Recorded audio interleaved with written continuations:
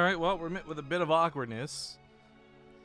Looks like the mainstream is going to be taking the match we were looking into, so we're going to have to find another game. Unfortunately, with all of them currently underway, I don't know that we're going to find another game too soon. So, oops. It's just a matter of staying frosty, guys. We're not casting a hell of a lot of matches tonight, but maybe we'll catch a couple more before it's all said and done. Mealmage, up with the 38-month resub, saying, can we combine our taxes yet? What do you mean? What?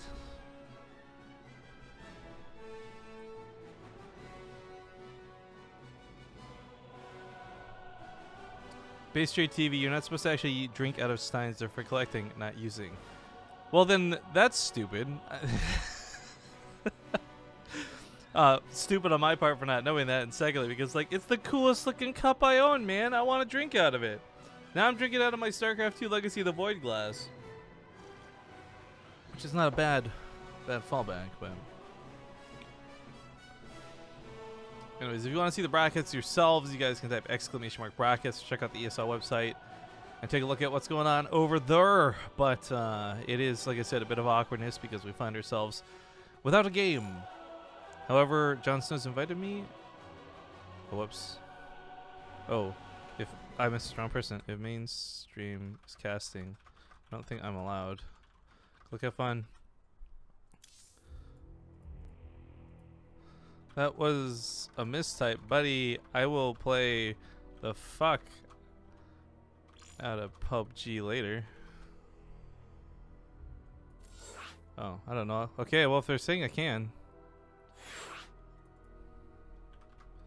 Oh, I thought you couldn't cast same as main?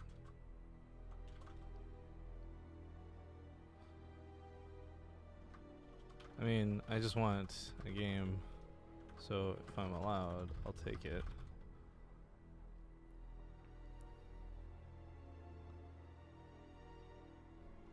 If they're not going to tell me I'm not allowed, I'm going to stick around, because there's no other matches that are ready to go yet. A lot of them have started. There's a couple of very awkward walkovers, like No Regret. Not going to have an opponent for some time, too. So this might just be our best bet for having an actual game. Down below, what is possibly Imcanny versus either Creature or Scarlet also looks really good. But mainstream might also be taking that. So we may end up just piggybacking for a little bit. Although that's not preferable. It may be the only option here to actually have matches. We will see.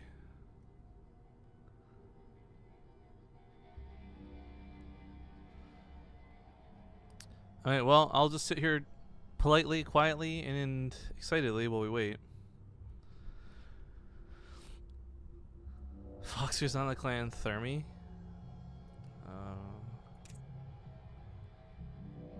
Thermi subs. I love it. Go TV Thermal.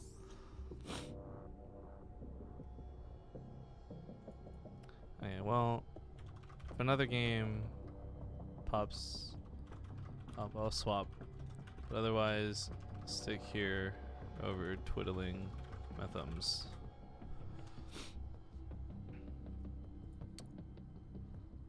Who's this Terminator guy spamming links in chat?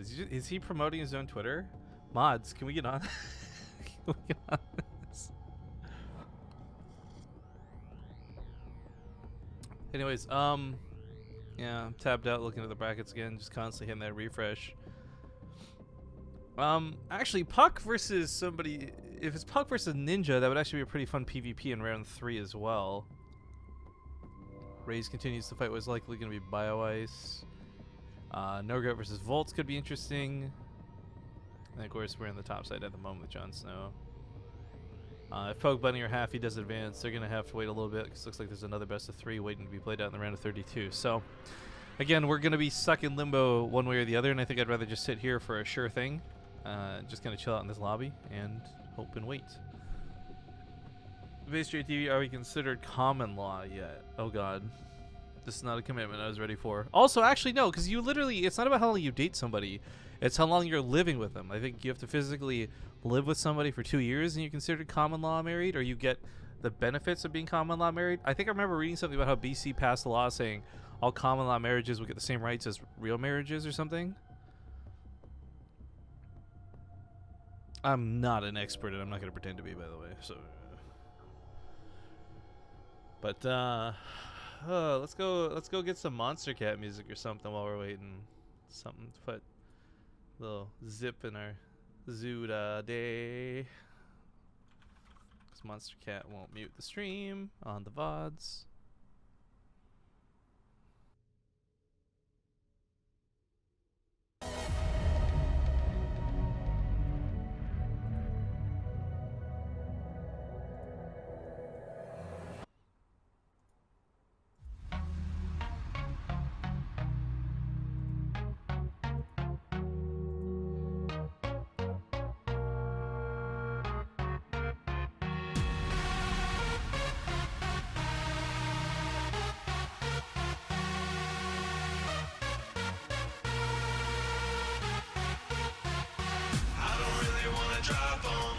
As soon as I arrive home, yeah, I moved on. Some things in life are too simple. Some things in life are too simple. I don't really want to drive home, but as soon as I arrive home, yeah, I moved on. Some things in life are too simple. Some things in life are too simple.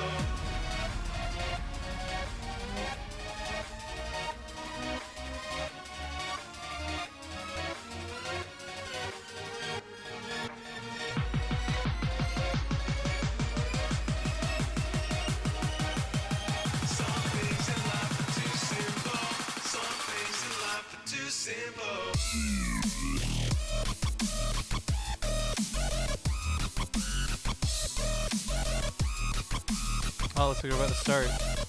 Woo! Sitting on our hands no longer. Defenders and Landing going to be the first map in this best of 3 ZvT by the looks of things.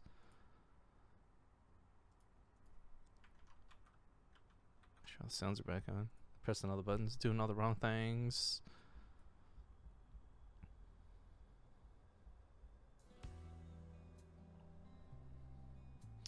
Fuck you, Rifkin. Wow.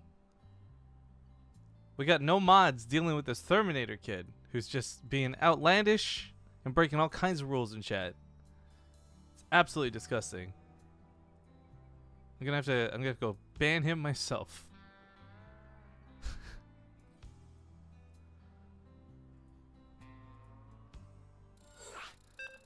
There we go. All right, so took a little bit of time, but game underway.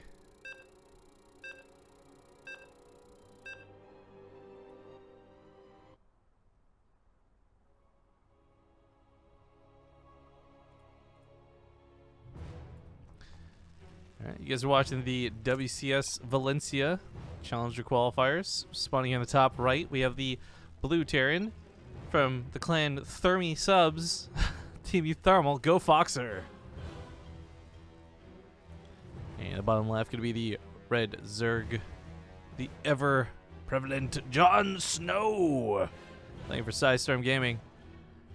JonSnow is actually definitely top tier NA player right now. Can't say much about FoxeR, but I've actually seen JonSnow take on a couple of really good Terrans and win. So I'm actually a lot worried for FoxeR going into this one. But I don't know how the vetoes worked, and I don't know whose map it was to actually pick to say let's do Defender's Landing first. It's interesting though, because I would have thought, like, you got someone like FoxeR in the matchup, a Terran player coming up against JonSnow. You don't want to give him maps that have like multiple attack paths, much less big wide engagement areas. So everything about this map is just like, hey, that's pretty nice, but for Zerg. Also, I guess the kind of nice thing is if this was on the flip side, JonSnow's map pick, like you take it because it's preferable for Zerg, but this is also one of the few maps you really can't afford to proxy. You're not throwing down 3 Raxes comfortably anywhere on this map, not even at home to wall off, so that's always a possibility. Just doesn't want to deal with the BS from Terran.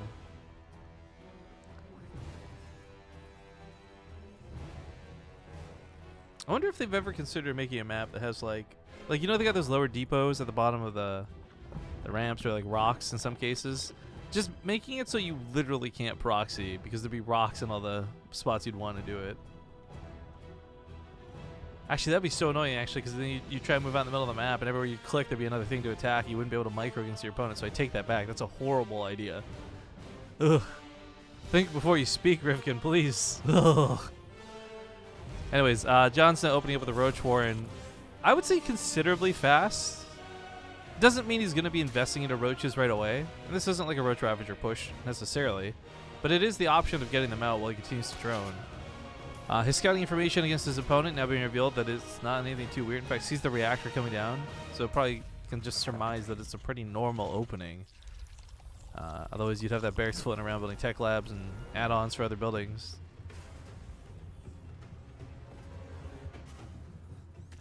So you see out here actually might have gotten canceled if the Lynx hadn't chased this middle SCV down the map. In fact, still might get it. This is the really annoying thing about going for that reactor is you don't have the time to build a Reaper. You don't get anything else out. And while faster Hellions are really nice, and actually Team Youth Thermal would make sense to go for like a Hellbat push, this is something where JonSnow did cut workers, and he is going to roaches much faster. And behind this, he's going to have some very scary units coming at him. Are they not using the WCS mod? Why not? WTF. Yo, it's the WCS match. Use the WCS mod, please. Let me get cool graphs. I can't actually turn the graphs on right now. Feels bad, man. Are Scarlet games coming? I don't know, guys. It really depends on how the bracket plays out. I gotta imagine the mainstream is probably keeping a keen eye on Scarlet 2 behind this, so... while we are sharing this game, I don't know that we're gonna be sharing many others.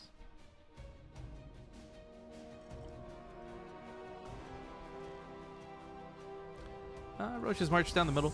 There's a good amount of them too. Cyclones on 2 can actually kill the roaches really easily. But the weird irony is if they turn into Ravagers, that's no longer the case. It's that bonus versus armor that makes Cyclones so powerful. So chipping away at the wall the best he can. One of these roaches getting low. He's probably going to want to transform that into an egg soon-ish. Oh, of course the egg has a little bit of extra armor, so it's harder to kill. But very little health left on that Ravager cocoon. And actually finishes building into a full health new Ravager. That's one of the annoying things about dealing with Zerg who are morphing in on your front lines. A couple of these roaches very low. Would love to also see those turned into Ravagers. But the command center tries to get placed back down. There's a Ling blocking it out.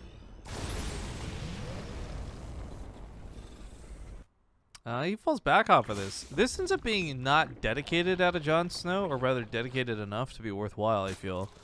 You know, he killed a couple of units and he traded out for about 6 SCVs. But ultimately, while he doesn't lose roaches or Ravagers, those were expensive. Those were units that could have otherwise been drones, a faster third base, you name it. Banshee could actually get a little bit done. There weren't that many queens made, but I'm more worried about detection. However, wait, oh, he didn't go for cloak. It's just a Banshee. Okay. She will be annoying. But queens can push this off. Especially with any support extra. Don't know if this is like a big paranoia move out of JonSnow. Either way, I think having 3 support crawlers is going to be fine because he can lift this one up and move it to the 3rd. Banshee gonna not really get too much done.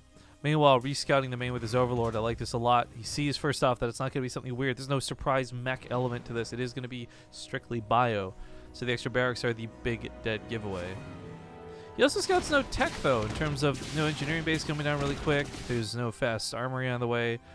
So for him, if he wants to get upgrades, it could actually be really, really beneficial. But JonSnow's sticking with roaches, by the way, just to note, as he starts investing into the roach speed.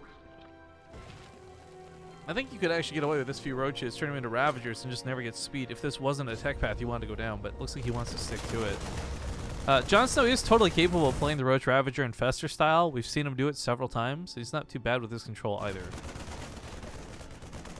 But that being said, I feel like when I think JonSnow, I think macro more than anything else, and the fact that this game didn't open with macro is a little bit scary, a little bit harrowing, but not the end of the world.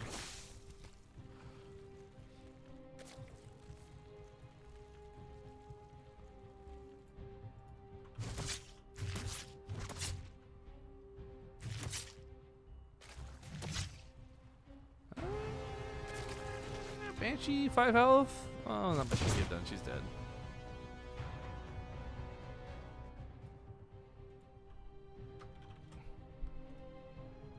Sorry, just save an image real quick. Well, more roaches are on the way, and JonSnow has cut worker production once again, so he's looking to dedicate this time around.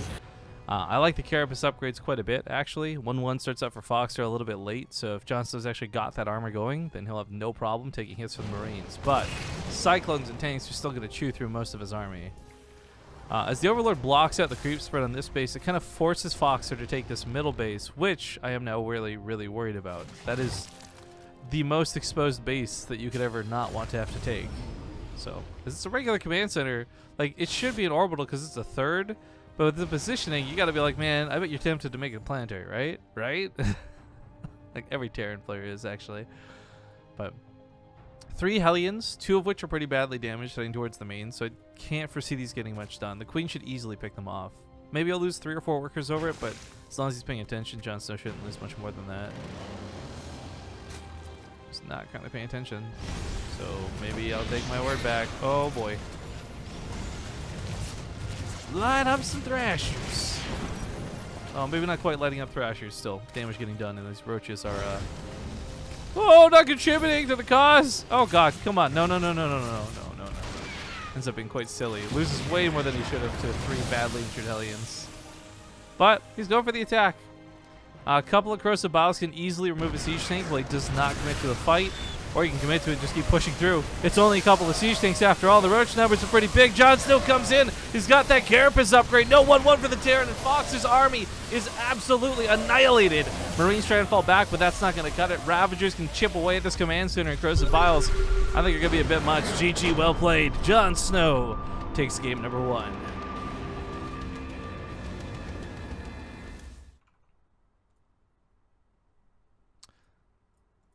I think it was a little bit to be expected.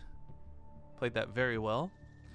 The roaches early on did concern me and confuse me because I'm like, well, why dedicate to this if it's not going to be like a big attack? But he did make it work, so that's all that really matters. Also, Imgur, please work for me. Don't do this to me. There we go. Just updating the match arena page. So if you guys don't know, we have a show match coming up. I'm trying to get Beyond versus Hero, but Beyond has not confirmed yet, but Hero has. So maybe do Gumio versus Hero or somebody else instead. But we have somebody versus Hero coming up in a show match for the Yord Wood Watches. And what's kind of cool about it is they wouldn't give us a bunch of codes to give away. Like they wouldn't just be like, here's like $300 in codes, give them out how you please. But what they did do is give us codes that we could sell at a discount. So for example, we have a $150 off on the website code. It's going to cost $100 to buy. You essentially get $50 for free from it. But then half that goes to the prize pool for the show match, and the other half goes to the prize pool for the mega tournament fundraiser. So 100% goes back into StarCraft one way or the other, and I think that's pretty awesome of them. But that's not ready for advertisement. I'm just letting you guys know what's coming up in the near future. So, publish.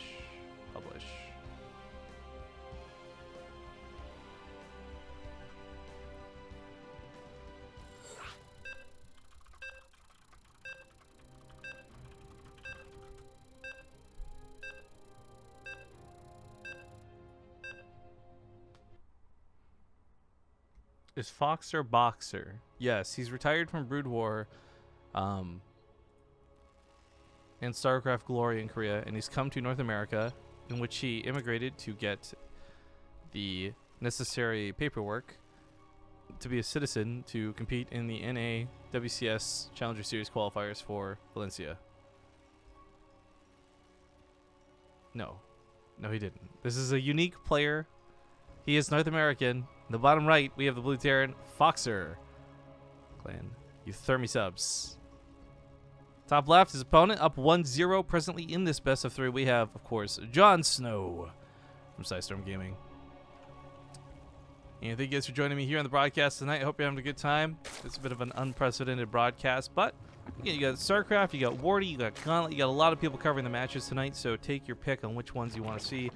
I know that this series happened to overlap with the mainstream. We're going to try not to do that for the next ones, but we did hit that awkward spot of downtime I didn't want to get stuck in like we've seen before.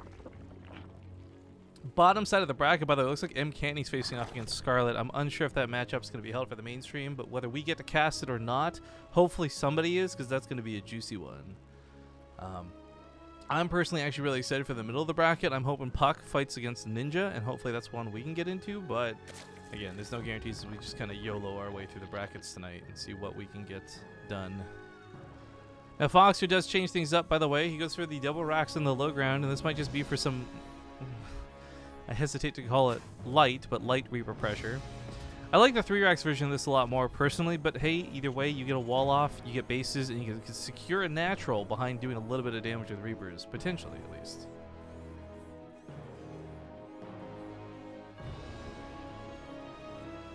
Man, I'm gonna complain too. I don't know, like, this is my first step into the real world, right? Like, whatever. I'm living in this new apartment building, and it's cool because it's like, you know, it's my own place and blah, blah, blah. But I've recently learned, I guess, and I don't know if this is just all buildings or what, the AC doesn't actually turn on until, like, the chillers outside reach a certain temperature, apparently, like when it gets so hot. So I'm sitting here in my room, and it's like 26 degrees Celsius, which is an uncomfortably warm temperature for me, and there's no way to turn the AC on. And I feel like, well, I understand that it's like a standardized thing for the whole building. Shouldn't it be up to me and what I'm willing to pay through BC Hydro to get AC? Like, I'm actually super frustrated at how warm it is. Added on to the fact that I'm sure for most people it's not that bad, but then I'm sitting here in a room with a computer and a lot of electronics. Like, I'm dying here tonight, guys. The funny thing is, though, I do believe it's like the heat exhaustion that's counteracting my allergies. Because if you tuned in for the broadcast this morning, oh boy, that was real bad. So, I don't know. You gotta trade out one thing for another, but either way, at the end of the day, you're just left uncomfortable, and it's all kinds of feels bad, man. But the couple of days where it was warm enough to turn the AC on, I will say this building had really nice AC. Like, it was super comfortable, and I enjoyed the heck out of it. But more complaints on that later, I suppose.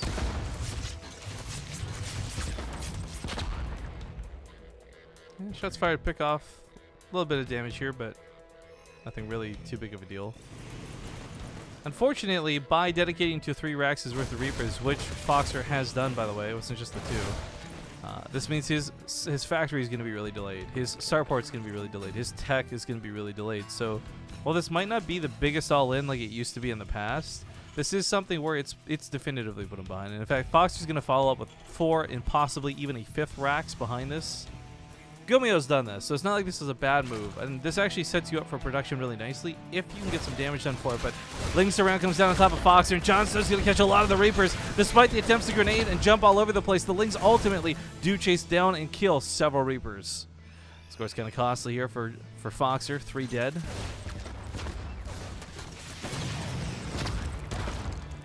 What? BaseTradeTV alive while I'm awake? Yeah, just for a little bit though, not for all night. Reaper scores can't hop up anywhere because everywhere they go, there's Lings waiting for them. And this ends up snowballing really badly against FoxeR, who might just be out of the game at this rate. No, he's not exactly going to die to these Lings, and breaking that wall is not possible due to repair, but he could actually kill the rocks if he wants to. However, the surface area in this depot might favor the attacker instead of the defender. He's got to be careful with grenades too, because he can launch Lings over that wall, and if he accidentally does that, big losses get taken. So another depot starts up behind this. And this ends up being a pretty gross spot here for FoxeR. He continues to pump out 5 Reapers at a time. Some dedication to gas, my friends. And, of course, in doing so, this has put him behind in a lot of other ways, too. You know, you've got that lack of a 3rd CC. He's putting down 2 more barracks. Oh, my God.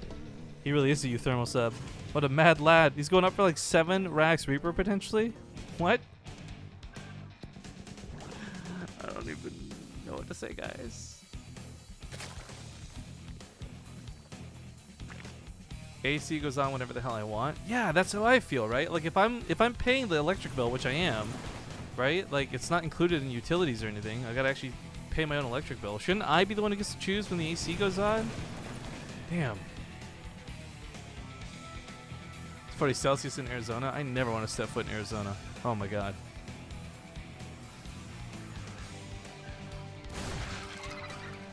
Throw a few more ice cubes in your fancy blizzard tankard? Yeah, that's it.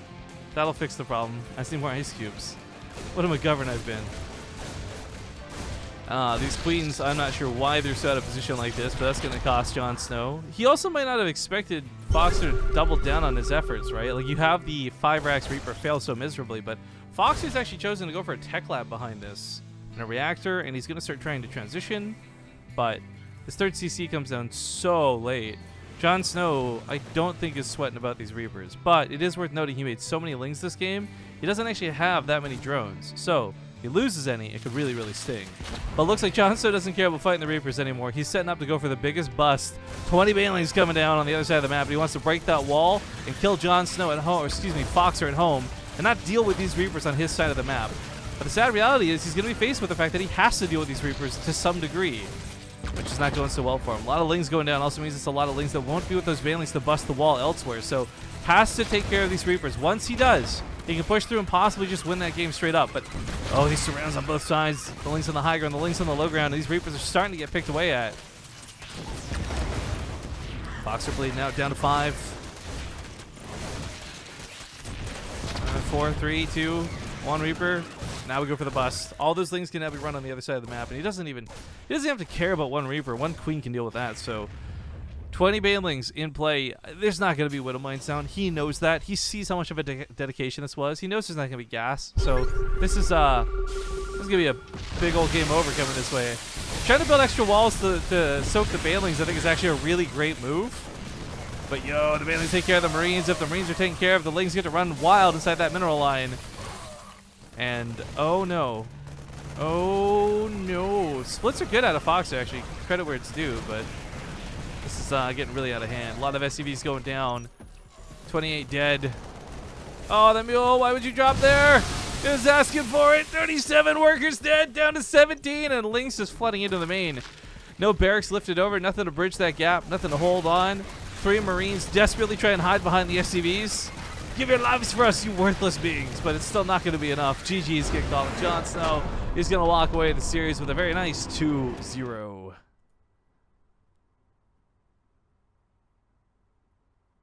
Nice. Very nice. Well, let's go take us back to the brackets to see what's going on. What other matchups we can possibly cast.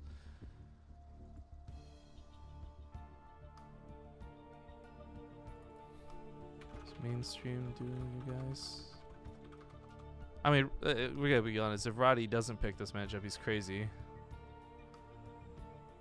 Where's Puck on here? Good luck. Why is it not? Just reply to the person. Good luck. I hate the new BattleNet messaging system. We're here with Puck. I'm looking for Puck. My friends list.